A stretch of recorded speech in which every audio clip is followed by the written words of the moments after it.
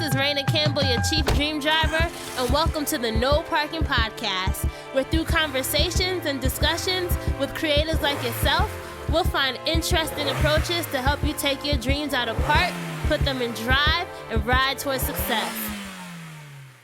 Hey Dream Drivers, welcome to episode 68 of the Dreams and Drive podcast. And today we're going to be speaking with Tonya Rapley, who is a millennial money expert and creator of the site My Fab Finance. Tonya's mission is to help millennials break the cycle of living paycheck to paycheck so that they can become financially free and do more of what they love. And in this episode, we talk all about what it really means to change and establish your money mindset.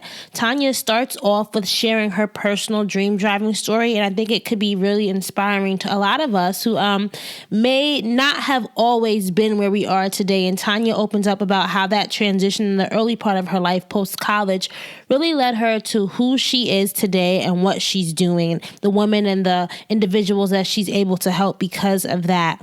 Tonya also talks about why or how forgiving herself changed her work. We really dive deep into different financial policies and money things that you definitely want to know and understand how you're affected by them.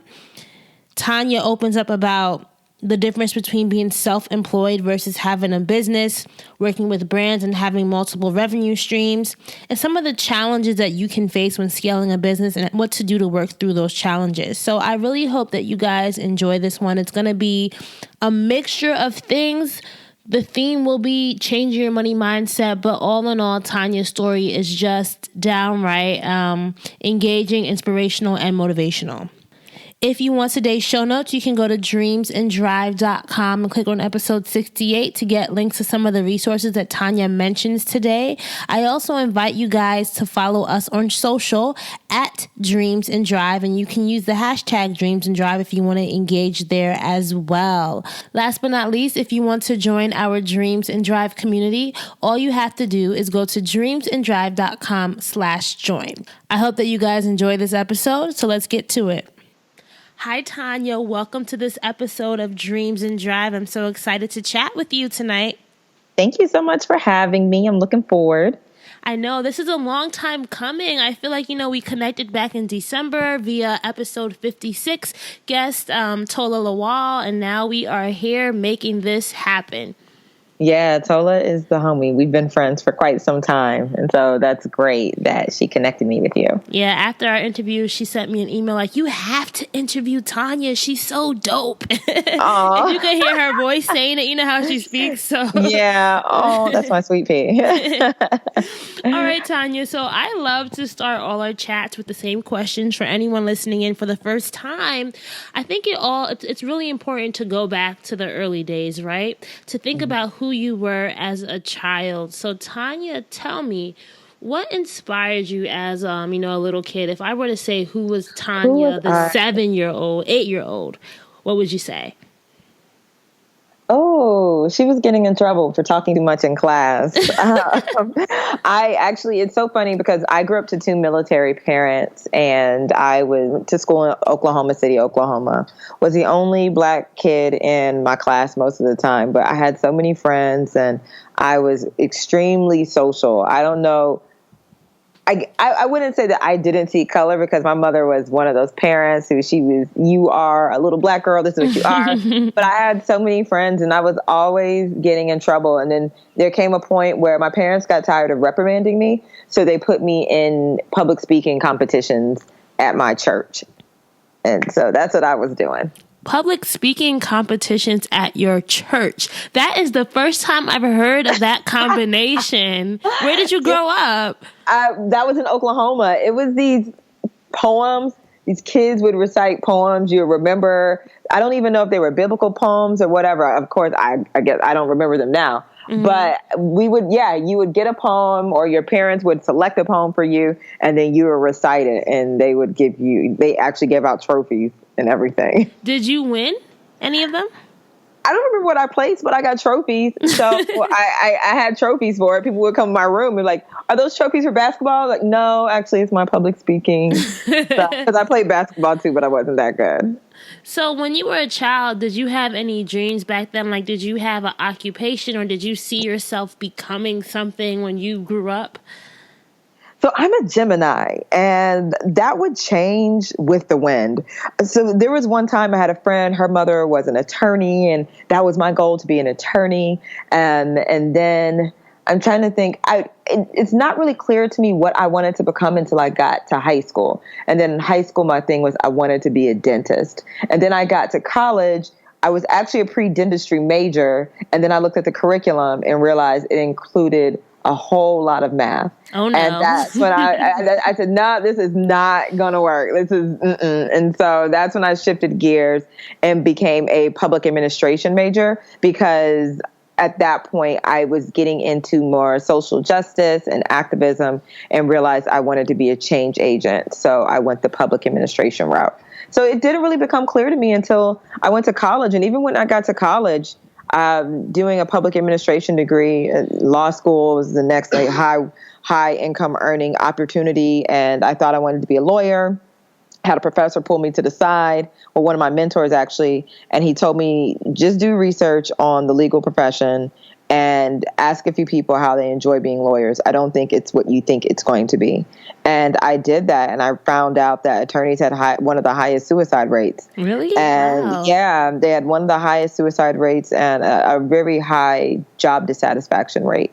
And I realized I didn't want to be an attorney anymore. And so I just let God take me from there on, and decided I was just going to listen and do whatever careers were necessary to get me to where I was supposed to be.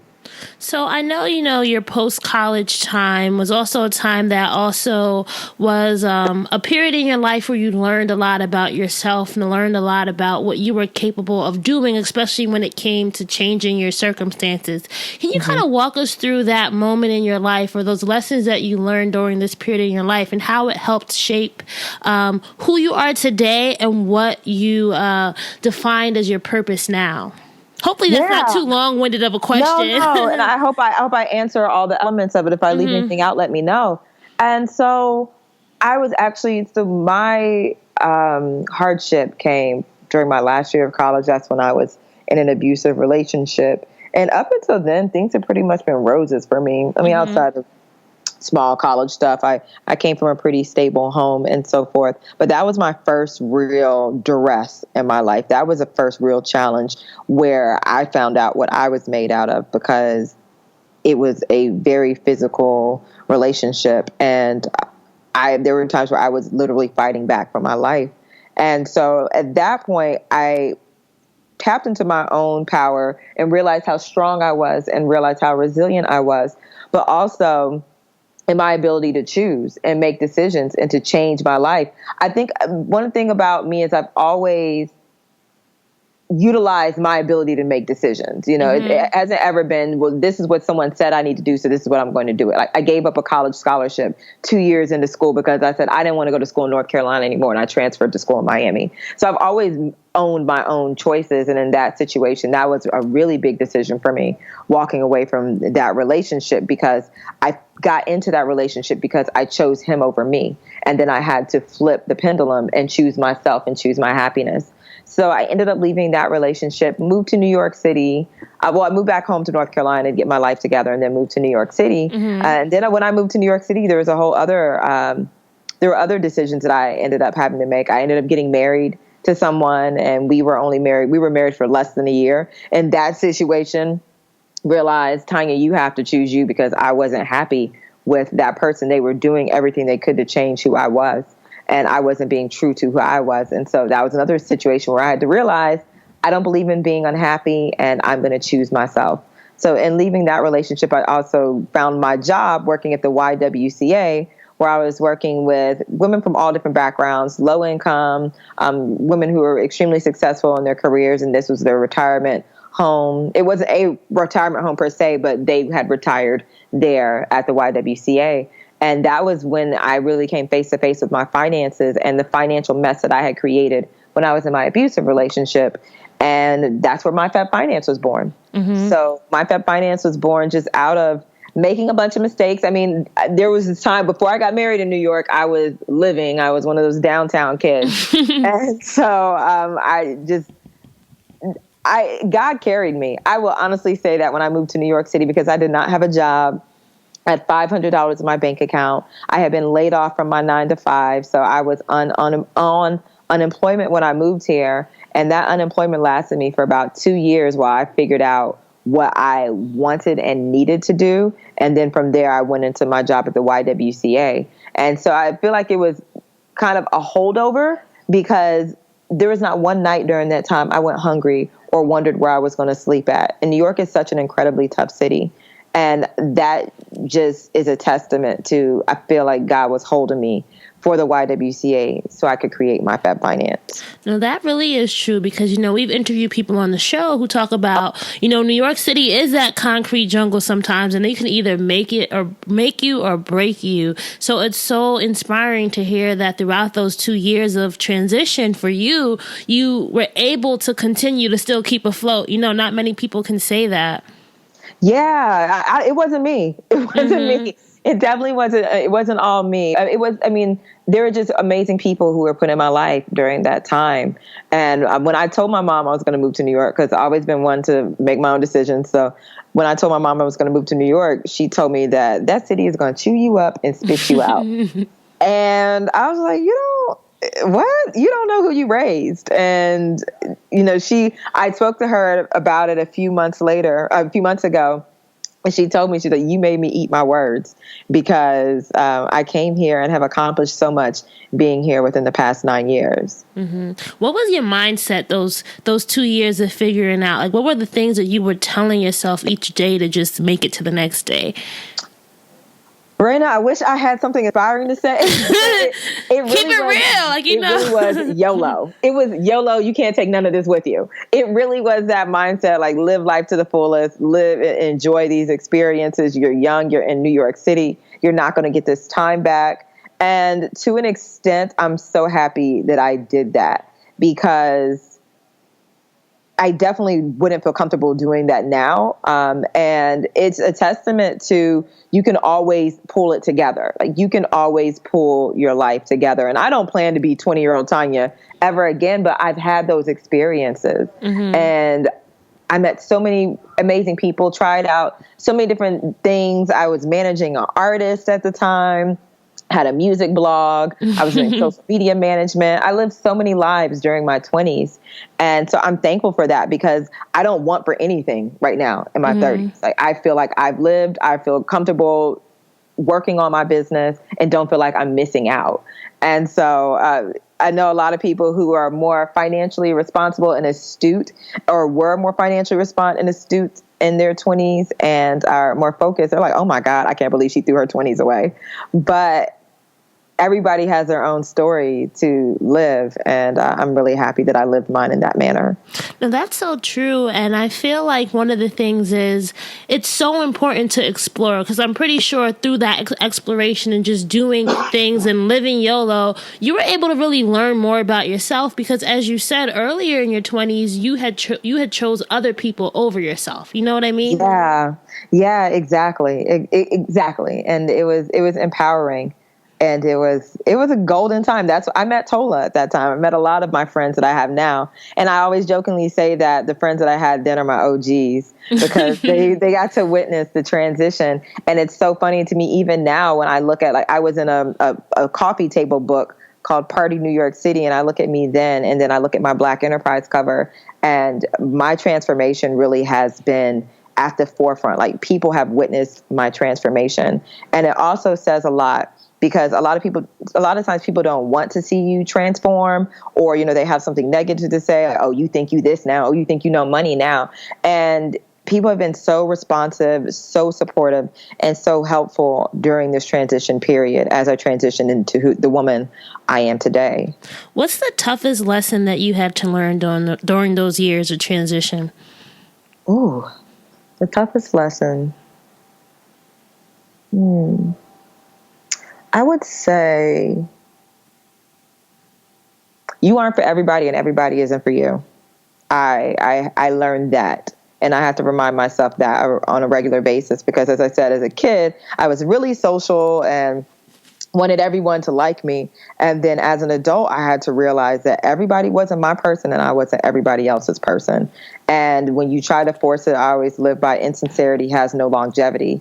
And when you try to force things or inauthentic relationships, a lot of times you end up hurt. And so that was one of the most valuable lessons I learned. So let's talk about My Fab Finance and the beginning days. So I just thought of this crazy metaphor, so it might seem a little out there, but do you remember the day that you conceived the idea for My Fab Finance? And can you walk us through that day? So I was texting my younger sister, and I told her, I said, Nicole, that's my sister's name. I said, Nicole, I have this idea, and I want to create a blog about being financially responsible. And my goal is to get all these clothing companies, Macy's and so, to send me free clothes. That's what I'm going to do. And so I said, what should we call it? And I'm going back and forth with her. And at that time, it was My Fab FICO. So I bought the domain name. I was at my job at the YWCA, bought the domain name online, set up a WordPress, found someone to do no, actually, I did my own banner at that time, and it was terrible. But that was the day I started My Fab Finance, and I went home and went all in and did my welcome. And now I've gone back and actually cleaned out some of that content because it was absolutely awful. It was more so like it was really a personal blog versus an actual tool and resource for others. And that was when My Fab Finance was created. Fast forward to the next year, tried to trademark the name. FICO reached out to me and was like, nah, you cannot trademark this name. We worked too hard to build it. So I had to figure out what name I was going to change it to. And I changed it to My Fab Finance, which is what we have today. And that probably makes more sense because not everybody knows what FICO means. You know what I mean? Oh, my goodness. People kept saying My Fab FICO. And I was like, y'all don't know about credit. It's FICO. But yeah, and it also, it was a blessing, to be honest, because it allowed me to expand the breadth of the conversations that I'm having. I'm no longer pigeonholed into credit scores. I don't have to explain why I'm not talking about credit scores, but finance is all encompassing, which also can be problematic because I focus on debt, credit, budgeting, and money mindset. And then people come to me and they're like, hey, can you help me file my taxes? And I have to explain to them that that's not in my wheelhouse. That's not what I do. So when they see finance, I think it's everything within the financial house.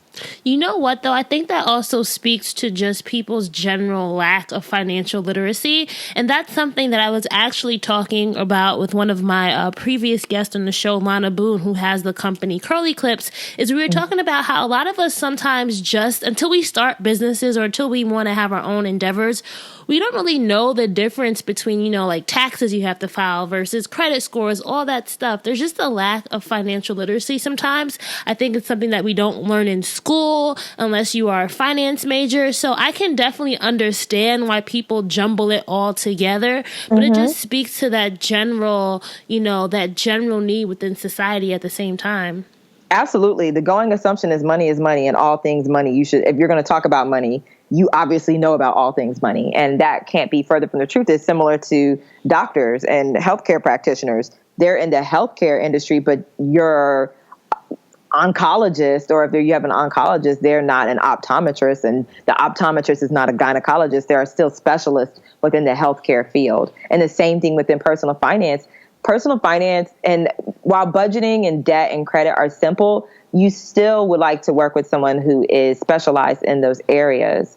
And you have to kind of select what your niche is going to be. You don't want to be a buffet business or a buffet specialist. You want to know a little bit about everything, but as far as what you specialize in, it's important to have and that's across the board, I think, in general, when it comes to business.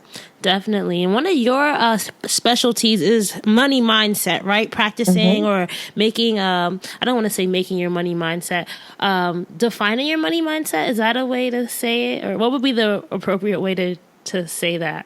It could be establishing, tapping into, understanding, rooting in your money mindset, because I think that everybody's at different places on their spiritual and financial journeys. So it means different things to different people. but really helping people understand that it is important to have an understanding of your mindset when it comes to your financial picture and your financial practice. So how do you go about figuring out what that is? And I, especially think this is important because as dream drivers, right, a lot of us are trying to put our own dreams in drive, whether that be business-wise or professionally. And I think a lot of us don't realize the relationship we have with money, and it can definitely affect how we spend it. But at the same time, it can affect how we invest in ourselves. It can affect how we see our value. So maybe talk us through what a money mindset is and how to really figure out what that is for oneself. Well, Raina, you actually said something really important, which is understanding your relationship and your previous attitudes toward money, because a lot of our money mindset work, or if you have to do a reset, comes from your experiences with money as a child and how that has impacted you as an adult. What experiences are you carrying with you that impact your financial decisions today? And so that's usually where we start. What are you telling yourself about money? What are the blocks that you're experiencing? Do you feel like you're experiencing any blocks or any hesitations as it pertains to money? And then starting to ask that ongoing why question. I always work with my clients and I ask them, so-and-so, how do you think this has impacted you? Why? And when they give me an answer to that, why? And when they give me an answer to that, why? Until we can get down to the root, or the nitty gritty, as my mom calls it, where we get down to the root of what the issue is. And then once you understand what the issue is, you create an affirmation or a statement that counteracts that, so that you can begin to reprogram and remind yourself that does not have to be your truth, that you can create another truth for yourself. Do you remember a profound moment that you've had while talking with someone about their money mindset? Was there something that was really like an aha, or something that really struck you with a client that you had? You don't have to name names or anything. Mm-hmm. And as a coach, sometimes what you're telling people is stuff you need to tell yourself. As a motivational speaker, sometimes the message you're delivering is a message you need to give yourself. That one of my coaches said that the best motivational speech is the speech that you're giving yourself. And one time I was working with a client, and she had all this shame around her financial decisions.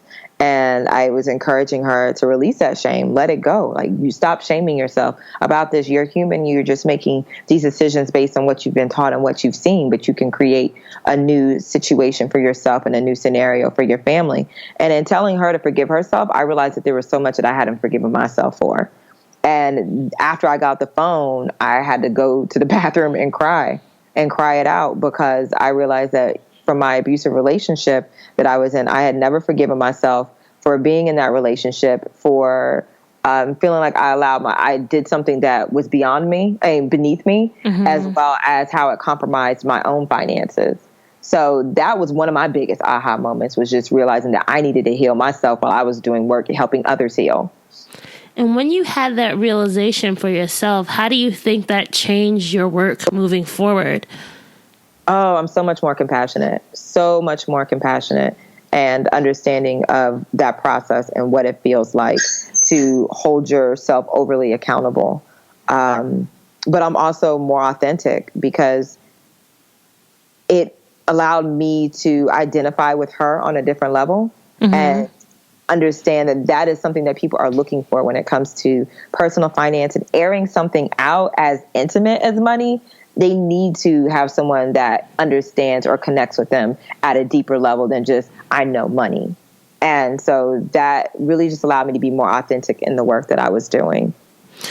I commend you for sharing that, because I think all of us have had those moments, as you said, where we may have been given advice, but not really thinking about, are we really taking that advice for ourselves? But once we do, there's so much personal growth that happens, and it can only make your business or your mission so much, so much better. So thank you for sharing that, Tonya. Absolutely. One of the things that I wanted to ask you, so you went to school for public policy, right? Yeah. And now you're doing finance, right? Wait, what did you say? I'm sorry. I have my master's in policy. I have an undergraduate degree in public administration and a master's in policy. what are some of the connects that you've seen, like, with the stuff that you were doing with policy and public administration, and now here, being a personal finance in the personal finance realm and operating My Fab Finance? Are there any connections between the two industries or two fields that are striking? And one of the biggest things, and that's another component that I bring to financial education, is understanding the historical and political forces that have led to poverty and impoverished communities. And so when I did my work, my undergraduate work, I was living in Miami, Florida, and I did a lot of work with city planning and understanding how city planning essentially destroyed some communities that are now low income in Miami, namely Overtown, Liberty City, the communities where the highway runs through or right by the community. And that just, it erodes so much of the fabric when you disrupt a community with something infrastructure such as a highway, and how that was intentional, and understanding housing projects and how those were created in city planning, and how it was never really created to give people a way up or an opportunity out. It was only kind of to appease. And so understanding that and understanding how poverty is also constructed in society also makes me more compassionate when I'm working with people, and I'm not judgy. Like, I understand there are forces at play that deem people or force people or place people in a less of a category or less of an ability to, pull themselves up by their bootstraps, as a lot of people like to say. A lot of it is political, and there are historical forces at play. So my undergraduate degree helped me understand that. And then within public policy, on the flip side, it also helps me understand the importance of us being involved in policy at all levels, because so many decisions are being made about how we deal or how money impacts our lives that we don't know about until it's too late, until it's already negatively impacted us. And just personal finance actually gave me another angle to advocate for people at the political level, because such as the CFPB, now that this new administration is in office, the CFPB, which is a Consumer Financial Protection Bureau, is at risk. And the Consumer Financial Protection Bureau is actually who banks and credit institutions and all these lenders, they have to answer to them. They're actually the protector of the consumer. And if the CFPB is eliminated, they answer to no one, essentially. Oh my gosh, you're scaring me. I'm sorry, but it's really important. People don't understand the importance of the CFPB. Has enacted so many regulations within its founding. I believe it was 2009, I believe CFP, 2009 or 2011, that it was created. It was created out of the recession and the housing crisis of 2008. But just understanding that at a policy level, how that affects our money just as much as our workplace, as our salary, as the way we save and so forth. You know what? Can you repeat that again? I'm just want to make sure that I'm going to look this up after the call, because it's something that I didn't know about either. So the CFPB, the Consumer Financial Protection Bureau. Okay. In every state has different regulations as well. So they'll have departments of consumer affairs or agency of consumer affairs or office, something dealing with consumer affairs. But I experienced this just recently when I was in California last week, because we had to get a money order for a deposit that we were putting down on an apartment, and none of our banks were out there. So we went to a check cashing place, and they charged me $48 to use my PIN, use a debit card. What?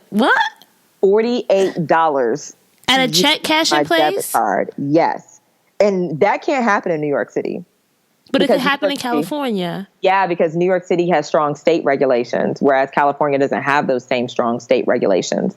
And so just seeing that in my personal life, that cost me $50 because they don't have the same regulations in play. And a lot of people don't understand New York is a really good place for consumers. If you are a consumer in New York, you have so many rights. For example, debt collection companies cannot collect from you in New York City unless they are licensed in New York City. They have to be licensed here in order to do business and collect here in New York City. And so we have so many rights here that other people don't have. Payday loans are illegal in New York, and I believe it's 11 other states they're illegal. But California, they're not illegal there. And they're predatory. And that's something else that is protecting consumers.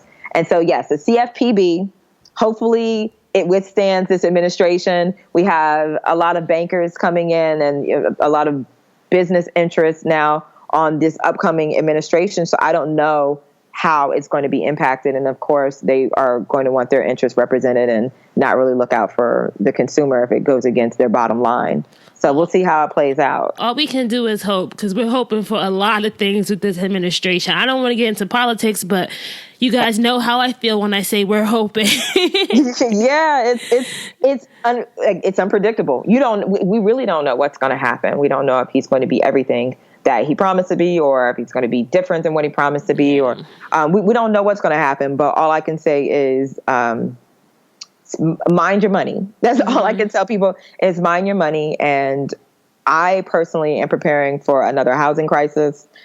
So I'm saving my money to begin investing during this administration, because he's already increased interest rates and made it difficult for new home buyers to acquire FHA loans. And so you just never know what's going to happen, and be ready to take advantage if something slips. How did you learn about all these finance related things? Like, did you take a course? You got certified, right? You got certified as a certified financial planner? I'm a certified financial education instructor, but a lot of the learning has been ongoing and just really engaging with other people in the personal finance space, reading the news, and then just a desire to be able to explain to my readers what they need to look out for and how things are impacting them, because they're not necessarily going to do it on their own. They come to me for financial advice and tips. And if I can slide something like that in there, just like I slid it in on this podcast, then I'm able to share that knowledge with them. So it's ongoing. I have so much more to learn as it pertains to public policy. And that's been one of the goals this year at My Fab Finance. Last year and the years prior, I created a lot of evergreen content that applied to everyday financial situations. But now I'm niching down and discovering and sharing more day-to-day news and content that they can actually take action on, or that might impact their lives outside of the generic financial advice. You know what? And I think that's going to be important, because I think people are realizing that there's so much that we neglect as, when it comes to just learning about how the world works, or how government works, how politics works. I hope that people within the next 4 years really start understanding the importance of being aware and actually knowing what they're signing, or knowing how they are part of the bigger picture. You know what I mean? Yeah, definitely. I hope so. And I'm always a resource, and I'm always here, and I'm looking into opportunities this year that will allow me to expand on that even more. So they can we started the series Coffee and Coins on My Fab Finance, and I try to balance it between fun, what do they call it? Edutainment. It's a fun balance between edutainment and things that pertain to your lifestyle, but also important things happening in politics and around the world that you should know that would impact your bank account. So let's shift gears a little bit to you as the entrepreneur, Tonya. So how long have you been doing My Fab Finance, or running it full time? So I resigned from my 9-to-5 September 2015. What, do you remember that day? How did you feel when you said, "Hey guys, I'm leaving"? It was an intentional date, because I was going to Made in America that weekend to see Beyonce. So I was like, me and Beyonce are going to celebrate in Philadelphia. But I remember submitting the resignation letter to my boss. And one of the things that was happening at my 9-to-5 is I worked with several Ivy Leaguers, and it was essentially a well-funded nonprofit. And I felt like my ideas weren't respected because I didn't have the Ivy League background. And Hey, I have an Ivy League background. We're all not like that. I'm just playing. Not all of you. I know. I know what you mean. That workplace, I know. And there were other privileged forces at play. I know what you mean. Yeah, so combine that with privilege, and it doesn't necessarily make for an empowering environment. And so I was becoming defeated, and I was doing so well with My Fab Finance that I realized my job and My Fab Finance and the people deserve me more than that 9-to-5 did. And that was when I made the decision. That wasn't my aha moment, but that was what went into leaving. My aha moment was I had interviewed Russell Simmons. I had to go back to the office. I was so sick. I had to go back to the office anyway, though. And they asked me, because that was a partnership that I had with Russell Simmons. So I was interviewing him on Cloud9, back to the office. For My Fab Finance? Or for, yeah, through My Fab Finance. I was providing financial education to his Rush Card users. And so I got back to the office, and my boss asked me, we had an intern and we had another girl we had just bought on at the time. And I feel like he intentionally did this to deflate my bubble, but he asked me, he was like, can you go print out the agendas for today's meeting? What? And in my head, I'm like, I'm the senior outreach coordinator here. You have interns here. You have this office assistant and everybody else who can do this, and you ask me to do this. And in that moment, I guess that was my pride kind of speaking, or whatever it may be, because I honestly don't feel like I'm too big to do any job. But in that moment, I just wasn't having it.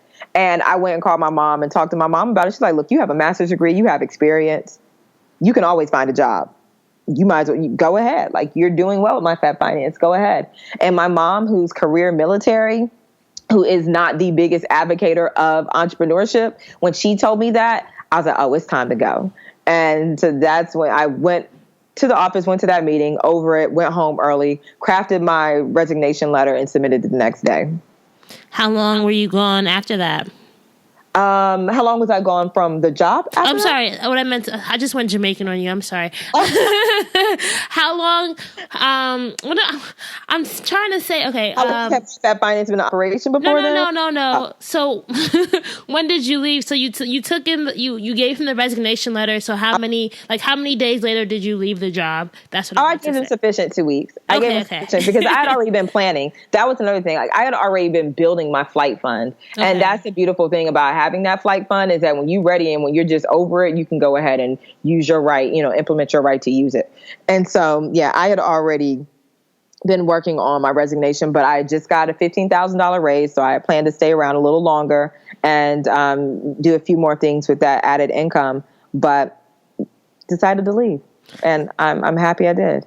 So once you left the 9-to-5, what did business look like for you? You were never running My Fab Finance full time. So now that you were, how did that change the whole dynamic of what you were able to do? It was booming. I also intentionally resigned that month because there's a big conference in my industry that comes up in September. And I went to that conference, walked away with a lot of relationships, clients, and opportunities, launched my first boot camp, and I hit the ground running with it, to the extent where I questioned how I was ever able to manage My Fab Finance with a full-time job. I have no idea how I built that business. And when I started My Fab Finance, I was also in graduate school. So I was in graduate school, working full-time, and that was a really demanding job because I created and produced events all around New York City with the city council. And so I have no idea how I did it. And in reflection, it's just like, how they say, like, your time is like a cup. It will always find room to fill itself or something like that. Like, you always find ways to fill your time up, because now I'm so busy with My Fab Finance and things throughout the day. And I had no idea how I was doing it back then, but it really is possible. And it is a testament to you. Like, don't let anything stop you from building something that you're passionate about. Because where there's a will, there's really a way. And that passion will carry you, because you probably weren't thinking about how much you were accomplishing while doing so much. You know what I mean? So it will definitely, that passion will carry you and allow you to accomplish things you never knew that you were able to. Yeah, and I love what I do. I love the work that I do. There are minor frustrations and so forth, of course, that I experience as an entrepreneur, but I genuinely love the work that I do. What kind of frustrations do you face, and how do you work through those? Oh, vendors. I have a lot of partners and clients and so forth outside of one-on-one coaching in my courses, and they don't always have the same urgency to pay you as they had to receive your services. So that can be frustrating. And in my field, November and December typically are slower months because people aren't really worried about their finances during that time. But then January just explodes. And so dealing with that and understanding my sales cycle, and also a lot of my corporate partners aren't in the office during that time. So that can be frustrating, and just learning to properly plan for down seasons within my business. And then learning how to delegate properly and being confident in delegating. Mm-hmm. I think, not feeling like I have to clone myself to get everything done, but bringing on people who just help me find ways to be a better business owner and a better manager, because I'm not at the point right now where I feel like I have a full-on business. I'm self-employed and I work for myself. It's more so it feels like freelance and contract work. So I'm at that process now where I'm figuring out what does it look like, My Fab Finance, a business, and building that. That's the first time that I've heard someone make that, what's that word, that differentiation between being like a self-employed versus having a business. It's different. Actually, I'm going to pull up a quote. We can keep talking. Okay. But there's a quote that one of my friends posted, and I was like, oh my God, you are so right. And being honest about that, that I still have room to grow when it comes to my business. And I'm not at the place where I feel confident saying that it is a full-fledged business. But are you at least able to, sustain yourself each month? Like, are you turning profit, I should say? Oh, yeah. Oh, okay. Yes. So My Fab Finance is profitable. Yeah, it definitely is profitable. Within my first year, I exceeded my income at my 9 to 5. So it definitely is profitable. I just wanted to be sustained profitability. Mm-hmm. And that is important because if you don't build the systems, then it's very easy to think that what has worked will always work instead of innovating and continuing to improve your systems. So no, absolutely. I have more than 5 different revenue streams with My Fab Finance. So even when I say that during my low season, that my low season might be someone's good season, but for me, that's a low season for me because it's not what my revenues have been throughout the previous months of the year. And one of your revenue streams is you do brand ambassadorships, right? Yeah, I have a few partnerships with a few companies. I most recently did one with Toyota. This summer I did one with Ally Bank, and we're working on a few more. And were those things that you actively sought, or did they kind of just come about through your network and the people that you knew? So it's interesting. Toyota found me via social media, and social media is important to an extent if you do want to work with brands in that manner, because you can leverage your audience and leverage your relationships. And also, I would say expose your audience to products and services that you actually believe in and that you back. Mm-hmm. And so it has been really helpful for my business in particular. And Toyota found me on social media. They found me via an interview I did somewhere else. A lot of times when I ask people how they found me, it's either through keyword search. They look for millennial finance, probably Black woman or something of that nature. Mm-hmm. So they look for certain keywords and I came up. So investing in SEO for my website has also been helpful to exposing me to those markets or those clients that I have been able to work with. Did you work with an SEO specialist, or did you do that yourself through just blog posts and stuff like that? I have an SEO specialist that I pay monthly. Oh, that's really good. At work, so my 9 to 5 is I work in marketing, and we have an SEO agency because we're in the e-commerce field. And that definitely is something that I think a lot of new entrepreneurs and even, older entrepreneurs, when I say older, I mean people who have been in business longer, don't realize the value of it. They think that a good blog post will drive traffic. It can, but those targeted keywords and making sure that you're showing up, making sure you're investing in Google AdWords if possible, can really, really drive some targeted traffic to your site as well.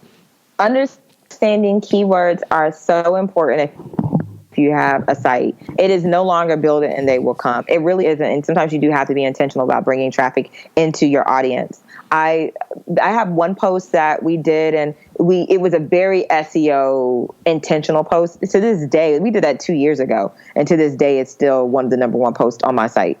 And so wow. And I also want to caution people, if there's anyone listening who is an aspiring entrepreneur, I also want to caution you from feeling you have to do it all right now. So I started My Fab Finance in 2013. I didn't bring on an SEO specialist until 2015. So you don't have to do it all right now. And I think that that's also one of the downfalls of our hyper-connected society, is that you see everybody doing something, you feel like, well, I need to do this. Now I need to go do this. Now I need to go do this. She's doing this. She's building groups. I need to go do this. And no, you just need to work and focus on your task that you're working on, do that really well, and then move on to the next thing. So if you're not doing SEO right now, it's okay. Give yourself time to implement whatever you're working on, and then build in and use SEO to complement what you're working on. Yeah, because think about it. Could the My Fab Finance of 2013 be able to handle all that incoming traffic? You were still working at a 9 to 5. It wasn't scaled to where it is now. So I think all things come when they're supposed to come. You know what I mean? Oh, absolutely. And you're right. Everything comes when it's supposed to come. And I also always caution people, don't search for or go after press that you're not ready to capitalize on, because Black Enterprise happened in 2014. It's crazy how long ago that seems now. Black Enterprise happened in 2014, and My Fab Finance was a baby. I still had my 9 to 5, and I was not ready. And so that when I'm even working with my strategy clients, one of the things I prepare them for is have everything ready before you start pitching to media. Have your sales funnel set up, have your product set up. Don't go after promo just to have promo or just to share that you were in the media, because you want to be able to convert whatever leads you get from that publication. But if you don't have any leads or any any lead converters or any magnets or funnels set up, then you're just getting promo just to say you got it.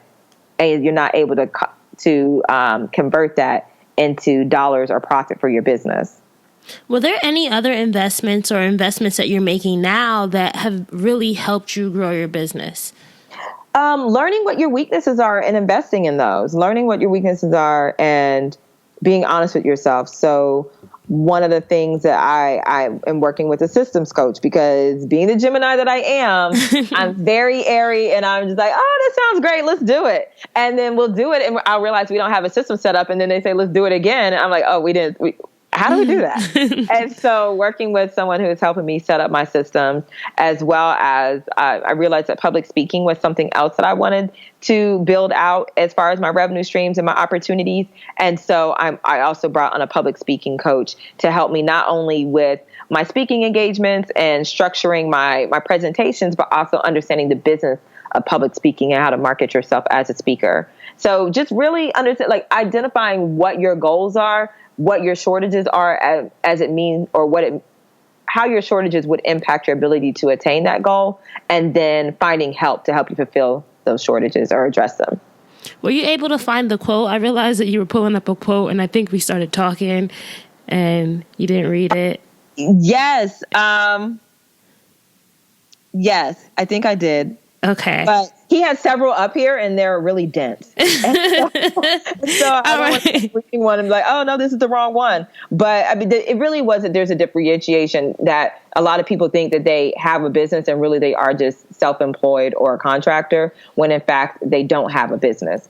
And that was a harsh reality for me, because, I'll tell people I own my own business. I do have an LLC. But at the end of the day, there's still so much work that I need to put in. I've only been in operation for a year full time. There's a lot of work that I need to put in to get it to the point where I can confidently say, no, this is a business. If I was to step away, it would still continue to run and propel itself. Mm-hmm. And that's a business where you can walk away and it still operates the way it did while you were there.